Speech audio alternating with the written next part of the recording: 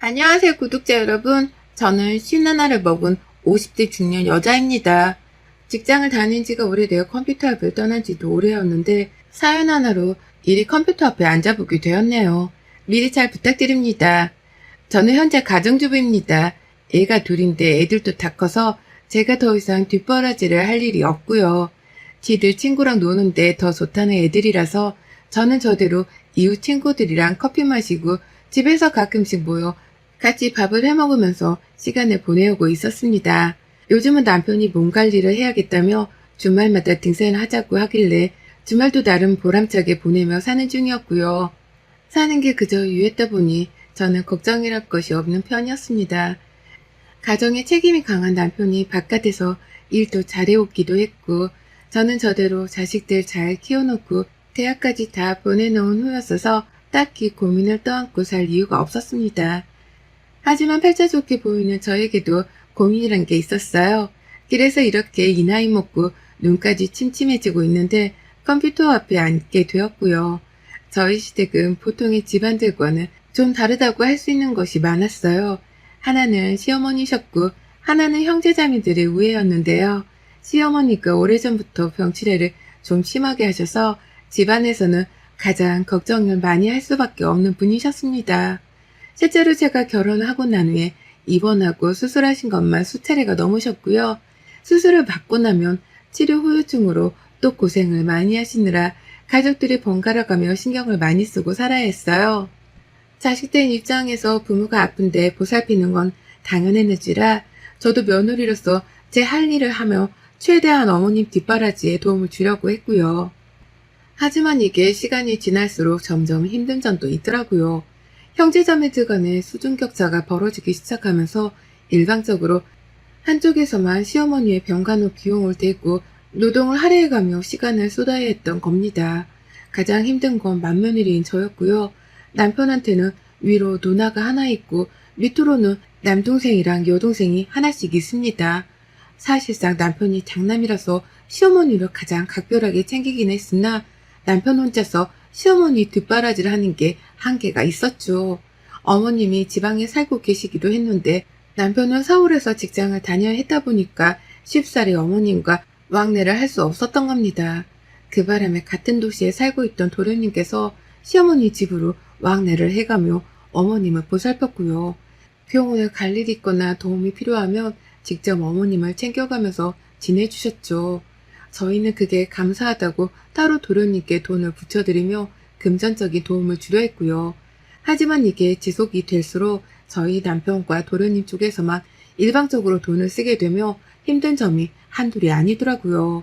저희 애들도 대학을 가게 되어 등록금을 내줘야 했고 도련님네도 살림이 팍팍한데 어머니 병치레는 날이 갈수록 늘어가다 보니 서로가 부담을 느끼기 시작했죠.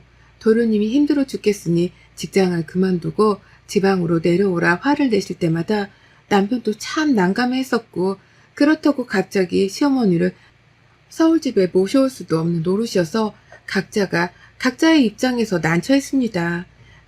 제 아무리 시어머니랑 갈등 없이 잘 지내고 있었다고는 하지만 그렇다고 해서 제가 시어머니를 모시고 싶은 마음도 없었고요. 그런데 그 와중에 어머님은 자식들한테 모두가 다 공평히 재산을 나눠주겠다고만 말씀을 하셨답니다. 재산이라고 해봤자 지금 살고 있는 지방의 전원주택 하나와 인근에 있는 산 대지 몇 평이 전부였었는데요. 자신의 병치레를 도와주고 간호해주고 있는 아들들한테만 나눠주는 게 아니라 전혀 신경을 쓰지 않고 지내고 있는 시누이들한테까지 싹 다 공평히 나눠줄 거라고만 하시더라고요. 그러니 남편이랑 도련님 입장에서는 억울하잖아요. 제 3자나 다름없는 제가 보더라도 이건 공평한 게 아니란 생각에 화가 좀 났습니다. 그러다 결국 남편이 먼저 총대를 메고서는 형제들을 불렀고요. 지난해 추석 코로나 이후 정말 오래간만에 온 가족들이 시댁에서 만나 대화를 나눴어요. 대화를 한참 나누고 나서야 서로 시어머니를 번갈아 챙기는 게 맞다는 남편과 도련님 그리고 막내 시누이가 한편이 되었고요. 자식 키우느라 정신없어서 못한다고 하는 큰 시누이가 혼자 맞선 채로 의견이 팽팽하게 맞섰답니다. 큰 시누이는 늦지막히 결혼을 해서 애를 셋 낳았거든요. 막내 아이가 아직 고등학생이고요.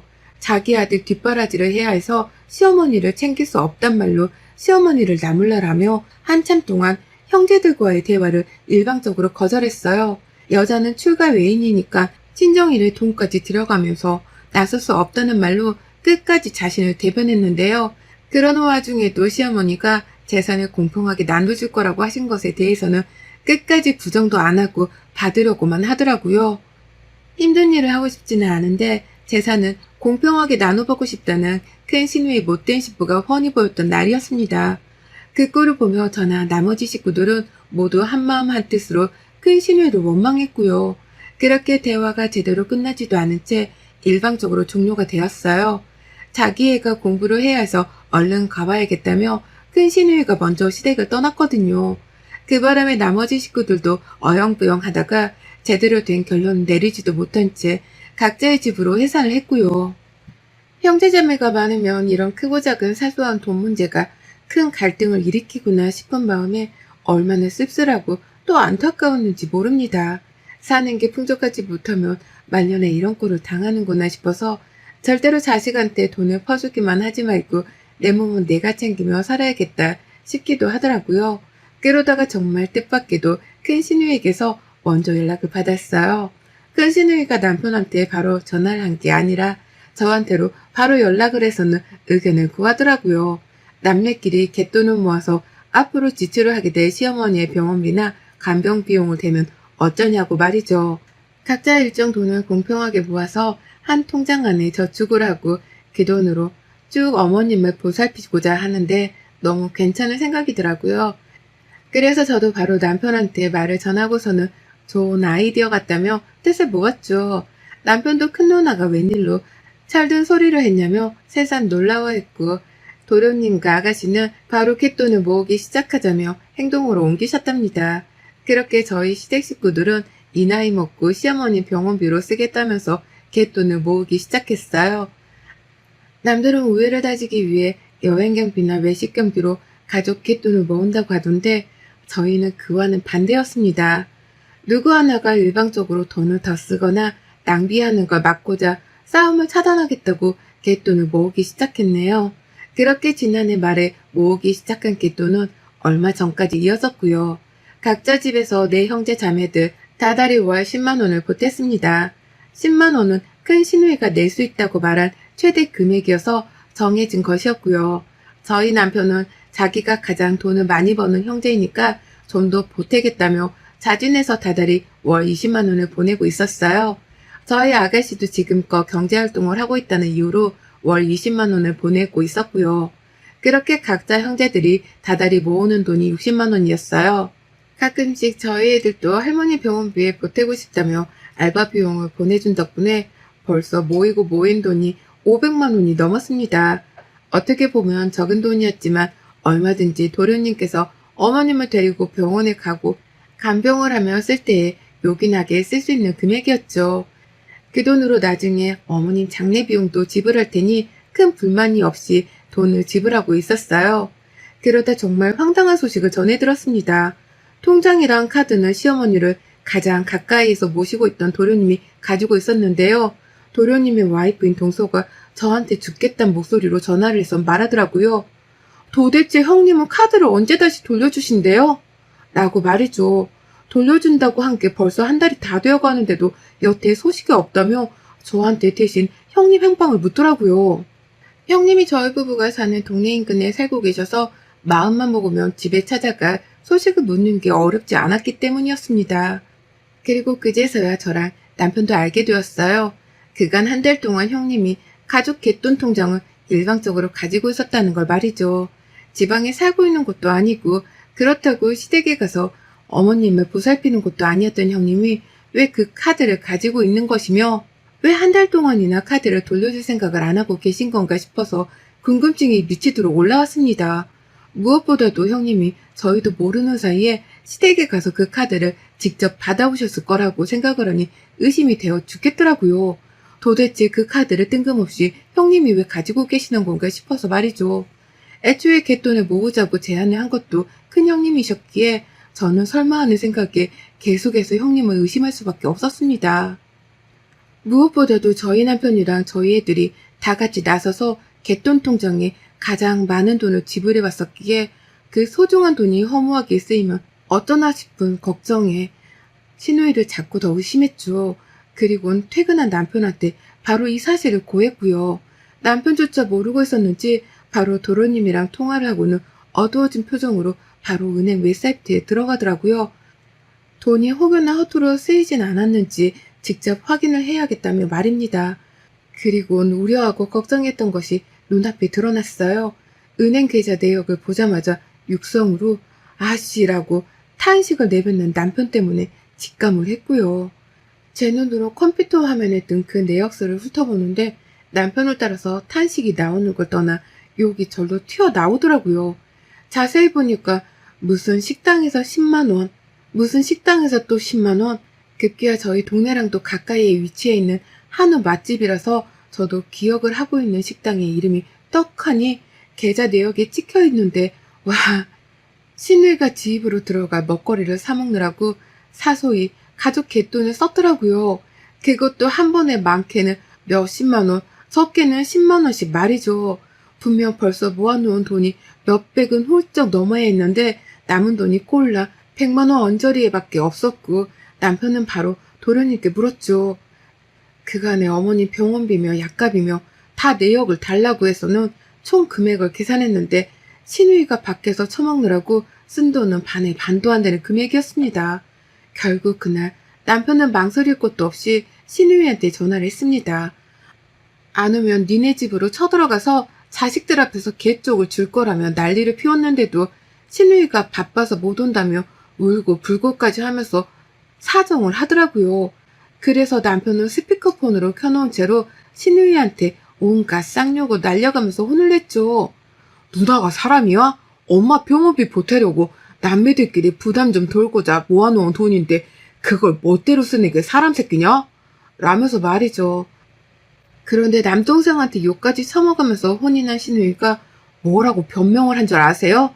바로 그 집 자식들 애 셋을 들먹이며 이유를 댔어요.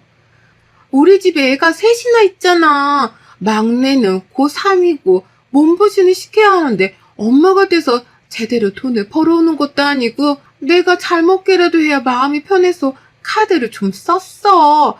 근데 이거 내가 금방 갚아서 다시 돈을 집어넣으려고 했었어. 정말이야. 라고 말합니다. 지 자식들 걱정부터 하고서는 지 자식들 입에 고기를 먹이겠다며 가족 갯돈을 썼더라고요. 막내가 고3이라서 잘 먹어야 하는 나이라며 말이죠. 제 아무리 그렇다 하더라도 친엄마의 병원비로 탄탄히 쓰려는 돈이었는데 그걸 식당에서 몇십만 원씩 턱하니 결제를 하다니 저로서는 정말 이해를 할 수 없는 신우의 행동이었습니다. 뭐 저런 사람이 다 있나 싶어서 저도 모르게 고개를 절레거리며 흔들었고요. 머리가 지끈거려서 먼저 방 안으로 들어오긴 했지만 들어보니 신우이는 남편한테 아주 싹싹 빌며 매달렸어요. 바로 카드를 돌려줄 거고 자신이 쓴 만큼 돈을 다시 채워놓은 후에 돌려주겠다고 말이죠. 딱 하루만 더 시간을 달라며 아주 애걸복걸을 하며 빌었고 그제서야 남편은 피곤하다며 하루의 시간을 주고선 전화를 끊었답니다. 그렇게 괴로운 하루가 흘렀어요. 저는 억울하고 괘씸한 마음에 잠도 제대로 못 잤습니다. 내 아이들이 고생해서 알바한 돈까지 보태서 채워놓은 통장이었습니다. 저희 남편은 큰 신우이보다 10만 원씩 더 보태놓은 걸로도 모자라 가끔씩 그달에 여유가 있으면 10만 원을 추가로 더 보내기도 했었어요. 우리 가족이 돈을 가장 많이 보태넣었었고 그래서 사실상 갯돈이라고는 하지만 우리 가족의 지분이 가장 많은 돈이었습니다. 그런데 그걸 신우이가 멋대로 지 자식들 생각만 하고서는 고기를 사 먹이며 썼다고 생각을 하니 분해 죽겠더라고요. 그렇게 뜬 눈으로 신우이를 향한 쌍욕을 마음속에 퍼부어대며 밤을 지새웠고요. 그러다 이른 오후가 되어서야 슬그머니 집을 나섰습니다. 마음은 괴로워 죽겠어도 밤은 해먹어야 했으니 이따 저녁에 애들 해먹일 장이라도 보려고 가까운 대형마트로 나섰어요. 그리고 전 대형마트에 갔다가 정말 꿈에도 상상치 못했던 인물을 마주했습니다. 정말 보자 하니까 사람을 보자기로 아는 건지 큰 신우이를 그 앞에서 마주하고야 말았네요. 그것도 미용실에서 말이죠. 마트에 주차를 하고서 장을 보고 난 후 마트 앞 고창집이 생각이 나서 잠깐 마트 밖을 나갔어요. 혼자 늦은 점심 정도는 먹어야 했어서 그냥 먹고 싶은 거라도 먹어보려고 그 집에 찾아갔다가 곱창을 포장한 후 마트 주차장으로 돌아가고 있었는데요. 한 가게 앞을 지나치다가 저도 모르게 가게 앞에 떡하니 선 채로 시선을 고정할 수밖에 없었습니다. 곱창집에서 몇 블럭 떨어진 곳에 작은 동네 미용실이 있었는데요. 바로 가게 앞 창문에 마주 앉은 채로 신우이가 머리에 파마를 하려는지 온갖 휘황찬란한 것들을 뒤집어 쓰고서는 잡지책을 읽고 있는 거예요. 꼬락 서니까 그 모양이어서 처음엔 신우이인 줄을 몰라봤다가 다시금 보니 신우이였어요. 돈 없다고 고3 아들 걱정이 된다며 팔짝 꼬인 소리만 골라하며 불쌍한 척을 하던 게 바로 어제였는데 아무렇지 않게 파마를 처하고 있는 겁니다. 바로 미용실 유리문을 두드렸어요. 신우 얼굴로 말이죠. 신우는 기겁을 하며 창문 앞에 서 있던 저를 보고 소스라지게 놀랐고요. 저는 저대로 급고를 하고서 여태 도망을 안 치고 있는 신우의 태도에 놀래하며 미용실로 들어갔습니다. 신우이는 파마 기계에 머리가 고정되어 있어서 움직이지 못했어요. 고개도 반쯤 돌린 상태로만 너가 여기 어쩐 일이야? 라면서 저를 향한 놀란 기색을 못 숨기고 묻더라고요. 그리고 전 손에 쥐어든 곱창 포장 용기를 힘으로 짓눌러가며 화를 참은 채 물었습니다. 그간의 갯돈으로 쓴 돈은 다 물어내고 파마를 하시는 거죠, 형님? 라고 말이죠. 하지만 형님은 말씀이 없으셨어요. 이따 얘기를 하자며 저를 얼른 미용실 밖으로 나가라 떠미셨고 뒤에 있는 다른 손님들이 쳐다보는 게 수치스러웠던지 이상한 소리를 하네? 라고 하면서 저를 모르는 사람인 마냥 우스운 척을 하기도 하셨습니다. 그러다 형님이 얼른 파마기기를 치워달라며 미용사를 불렀고요. 저는 형님이 그 파마기기에서 머리털을 빼내는 순간까지 기다렸어요. 그리고 형님의 가방으로 추정이 되는 곳에서 지갑을 꺼내 들자마자 개똥 카드를 찾아냈죠. 누가 봐도 그 카드로 결제를 하려고 한 것 마냥 지갑 안에는 그 카드 하나밖에 들어있질 않았어요. 현금조차 없었죠. 제가 무슨 생각을 하고 있는지 눈치챈 건지 형님이 먼저 그러더라고요. 딱 이것만 하고 돌려주려고 했어. 라고 말입니다. 와, 정말 그 순간 일본의 후지산이 폭발하는 듯한 상상이 머릿속에 그려졌어요. 얼굴이 시퍼개져가는 게 몸소 느껴질 정도로 화가 나기 시작했죠. 내 자식들과 내 남편이 더 많이 퍼다 놓은 갯돈인데 그 돈을 시어머니를 직접 옆에서 모시고 있는 도련님도 아니 큰형님이 썼다고 하니 미치도록 화가 나더라고요. 그냥 쓰는 걸로도 모자라 이젠 하다 지 머리를 뽑겠다고 미용실까지 찾아와서는 마지막으로 돈지랄을 하려다가 저한테 딱 걸리기까지 하셨으니 저는 황당한 걸 떠나서 뭐 이런 하찮은 인간이 다 있나 싶어 기가 막혔습니다. 현장 사진을 찍어 남편한테 보냈어요. 개똥 카드밖에 들어있지 않던 지갑도 찍어서 보냈죠. 지금 머리 뽑다가 나한테 딱 걸렸는데 어떻게 해줬으면 좋겠냐고 물으니 남편이 딱 한마디 하며 절 거들더라고요. 당신 하고 싶은데 왜? 라고 말이죠. 그리고 전 남편의 말에 따라주기로 했습니다. 비록 집에서 아이돌 보고 남편 거들며 조용히 살아온 세월이 길었다고는 하지만 저도 내면에 자식 키우고 남편 거들며 쌓인 화라는 게 분명히 있었고요. 그 화를 풀지 못하고 살았을 뿐 언제라도 때가 되면 풀 작정이었어요. 나이 먹어 조금 유순해졌을 뿐 젊을 적엔 할 말 다 하고 살며 속 시원히 살던 저이기도 했고요. 남의 돈 아까운 줄 모르고서 지 돈만 챙길 줄 알고 지들한테 얻어질 콩고물만 따져가며 챙기는 신우이의 저 거지 같은 근성이 정말 싫었습니다. 그러는 와중에 파마만 하고 카드를 돌려주려고 했던 이 말도 안 되는 억지를 이해하기 힘들었고 결국 팔자 좋게 잡지나 쳐보며 머리를 볶고 있던 신우이의 인생을 산산조각 내줄 참이었네요. 막 미용사의 도움으로 억지로 기기를 끌고 머리를 풀어달라 요청을 하고 있던 신우이. 저는 그런 신우이의 뒤에서 미용사님을 밀어내고 제 손으로 신우이의 머리채를 잡았어요. 네, 제 손으로 신우가 뽀끄려다만 그 머리채를 아주 불태워 싹 다 잘라버릴 참이었던 겁니다. 손에 잡으니 미끌미끌한 파마액이 다 묻어나더라고요. 그게 더 꼴보기 싫어서라도 더 빨리 신우를 해치우고자 했습니다. 하도 머리가 미끌거리길래 신우의 머리통을 통째로 잡아채서는 미용실 의자 밖으로 끌어잡아다 바닥에 내팽개쳤어요. 그리고 홧김에 제 손으로 미용실 가위를 집어서 신우이의 머리를 한순간에 싹둑 잘라버리고 말았습니다. 제가 허공으로 신우의 머리채를 잡아당기고 있는 상태에서 가위로 잘라버린 덕분에 가위질이 한결 수월했어요. 약간의 망설임이나 장애물 하나 없이 바로 잘려진 머리카락은 신우의 눈앞으로 떨어졌고요. 저는 감히 또 파마 따위는 하지도 못하도록 몇 번의 가위질을 더해서 신우 머리채를 아주 듬성듬성하게 커트를 잘해줬어요. 마치 누가 보면 6.25 전쟁을 막 벗어난 난민 마냥 제 눈에 보더라도 사람 꼴이 흉악해져 보일 정도로 아주 듬성듬성하게 머리를 잘라놨습니다. 머리가 잘려나는 소리와 함께 신우는 울부짖었고요. 저는 제 손에 묻어나는 파마용액이 짜증난다며 서둘러 신우이한테서 떨어졌어요.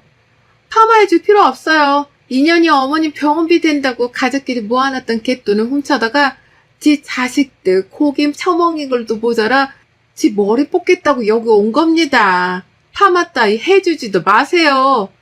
라고 하며 미용실 사장님께 호소를 했고요. 더러워진 제 손을 치켜 세워 올리면서 이거 어디서 닦아야 해요? 라고 물으니 가게 사장님이랑 손님들이 일제히 저를 도와준다면서 미용실 안에 있던 세면대를 가르쳐 주시더라고요. 다들 저를 돕겠다며 일심동체가 되어서는 손가락으로 세면대를 지목하시는데 순간 그 모습이 너무 웃기고 든든해서 웃음이 나올 뻔한 걸 겨우 참았답니다. 저는 미용실 안에서 신의 머리카락을 잘라버리고 난동을 비운 후 제 손까지 친히 닦고서 입구에 놔뒀던 포장 곱창까지 잘 챙기고서는 미용실을 나왔어요. 뒤에서 여전히 신우는 파마를 하려다 머리채가 잘리고선 어안이 벙벙했던지 울부짖는 소리만 내며 일어설 기미를 보이지 않았는데요. 제가 문을 열고 막 나서려고 하니 뒤에서 미용실 사장님이 따라 안 나서고 뭐해요? 라고 하면서 신우이를 보치더라고요.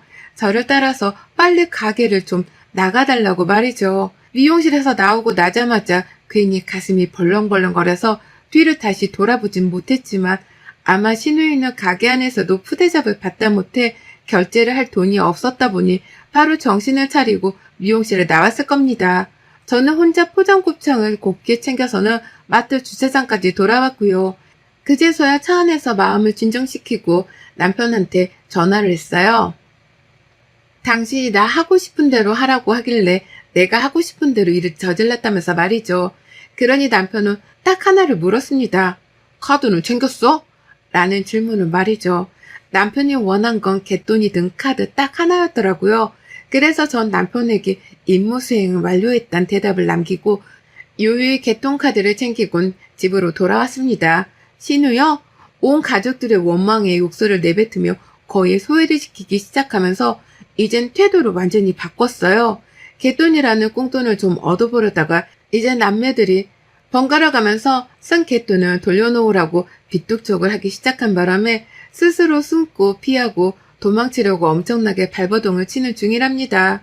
집으로 전화했더니만 제 목소리를 듣자마자 도망치듯 끊어버리기도 했고 집으로 찾아가겠다고 하니 또 저번처럼 애원하며 당장 돈을 갚겠다며 돈 10,000원을 계좌이체로 보내기까지 했네요. 그런 식으로 앞으로도 신우가 쓴 돈만큼 저희는 번갈아가며 신우한테 독촉 전화를 날릴 계획이랍니다. 매번 돈 10,000원씩 이체받는다고 해도 언젠가는 다 돌려받을 수 있을 테니까요. 아이고 우리 신우 꽁돈 한번 얻어보려다 인생이 극도로 피곤해지게 생겼네요. 여러분의 생각은 댓글로 남겨주세요. 오늘도 시청해주셔서 정말 감사합니다.